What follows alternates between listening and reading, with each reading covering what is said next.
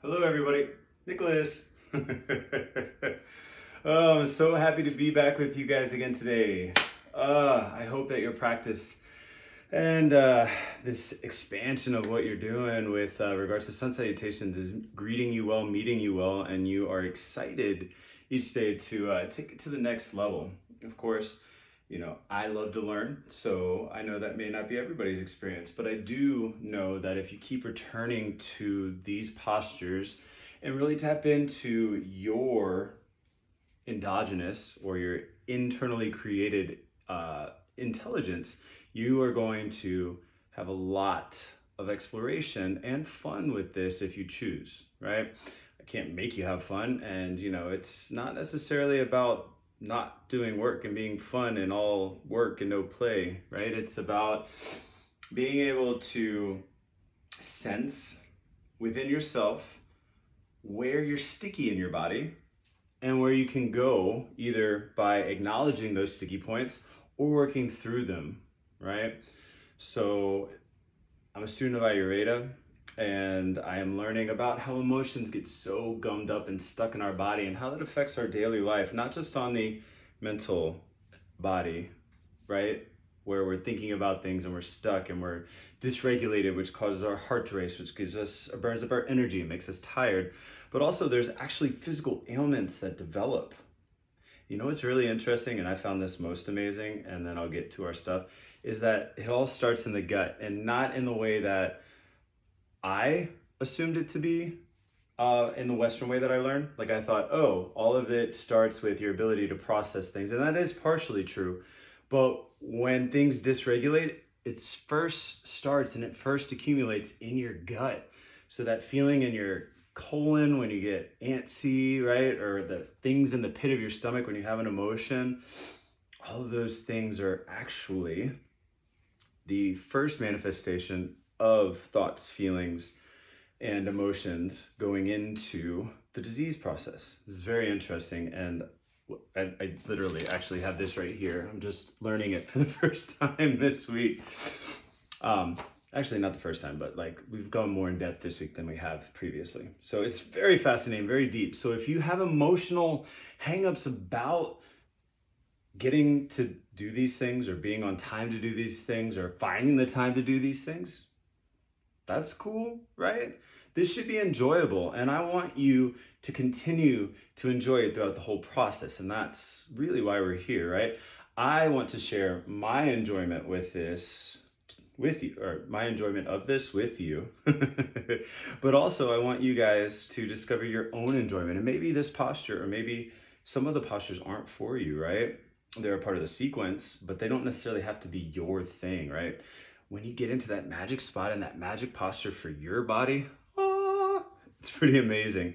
So without further ado, let's quickly talk about Urdhva Hastasana, right? Urdhva Hastasana. So upward salute. It might have other names. I don't know, right? In the Bikram series, we call it backward bending. And that's just kind of a relative term. I actually call it backward stretching because I think that that's actually more articulately describing what's happening. But that's just, what I've come to decide and discover in my years of practice and revisiting these postures with some of you. Some of you have been with me since we started. Some of you haven't had the opportunity to be with me yet, and that's great. I'm looking forward to our journey together and your journey as it stands on its own. So let's talk about some things that are important to consider with the Urdhva Hastasana, which literally means upward,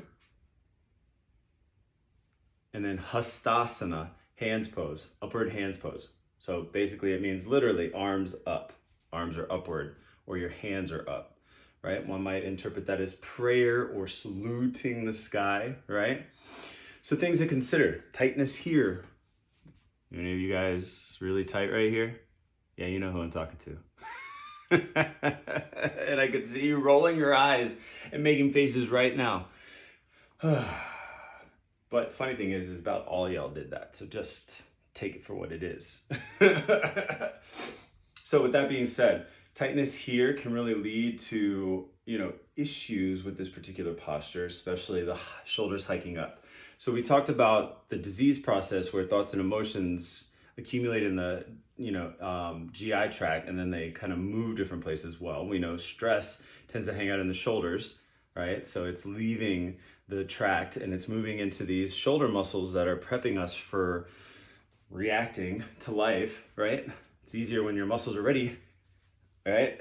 You're ready to fight. I have some friends, and one of their favorite lines is to say, put your bat down, you don't have to fight anymore.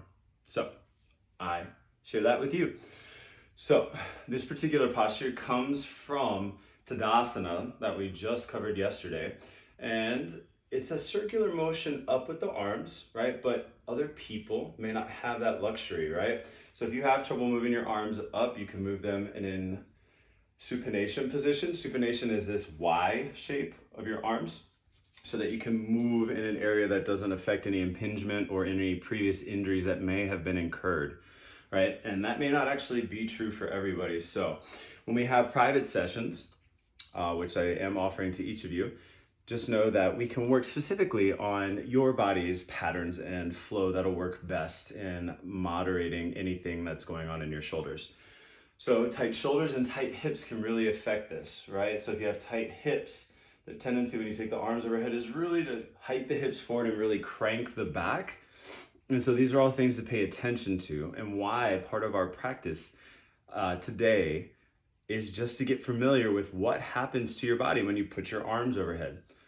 How many of you rarely ever spend time paying attention to what it is your body does until you're in yoga class and you realize that you're having trouble doing something?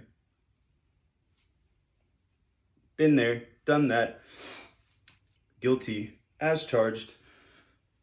It's okay.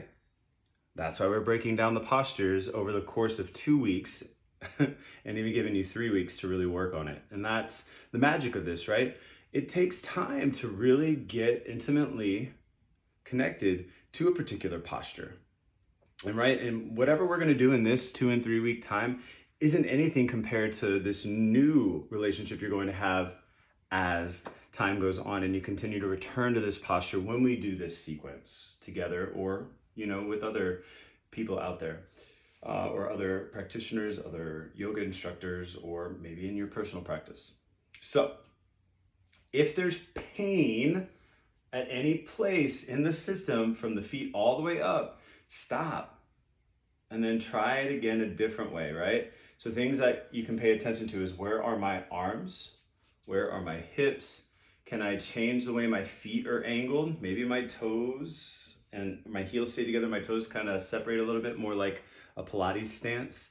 There's lots of different ways to approach this, but pain is contraindicated for continuing in the way that you are, right? So we talked about maybe the arms don't go out to the side, maybe they come up in a supination, right? Or maybe you have to bend the elbows in and then take them up and over, right? The only other thing is, I want to give you this life hack, and it's amazing, and you'll go over it, I think, in the next portion of this, where we give the breakdown in words of what it is I would like you to do. But if you squeeze your glutes and your arms are up, even if they're not up, honestly, if you squeeze your glutes, your shoulders will relax. So our body is crisscrossed and interconnected. So we have agonists and antagonists, and then we have reciprocal inhibition of antagonistic muscles. And reciprocal inhibition is exactly what it sounds like if you understand those words. Reciprocal means in relation, equal and opposite. Inhibition, they equally inhibit the opposite or the antagonistic muscle to it when they are activated. Ta-da! Love it. So when you squeeze your glutes, your collarbone goes down. I find myself squeezing my glutes periodically throughout the day just to check and see if they're down. I used to be up here all the time. And even since I started Ayurveda, my teacher brought it to my attention how pent up I was, right? This is more Vata-y type things, ready to fight, right? Probably Pitta too, right? And if you don't know what I'm talking about, don't worry. That'll be my next course. So anyway, I've taken up a lot of your time. I hope that you've got a little bit of a laugh out of it. And just know that, again, it's going to take time. Modifications are available, and use them if needed, right? We don't just push through pain. We can, and our bodies are capable of that. However, pain is telling you something, and you should listen, right? So working around it is okay as long as it doesn't cause other strains, right? So we want to do as close to the motion as possible that doesn't cause pain, doesn't cause stickiness, doesn't cause locking up. All right, my friends? So many blessings as you take yourself through the instructions. There is a visual video, a short one, to show you what it's talking about. The only other thing that I'm going to give you as a tidbit of information right here is that when those hands come together, if you press them together more and you reach with your fingertips, it's going to allow you to expand. You'll often hear me say reach from your rib cage rather than your arms, right? If you reach from your shoulders, they go up. If you reach from your rib cage, you can keep expanding. But again, next video, which will be in the third part, I'll go into more detail about that. Let me know if you have any questions. Happy yoga-ing.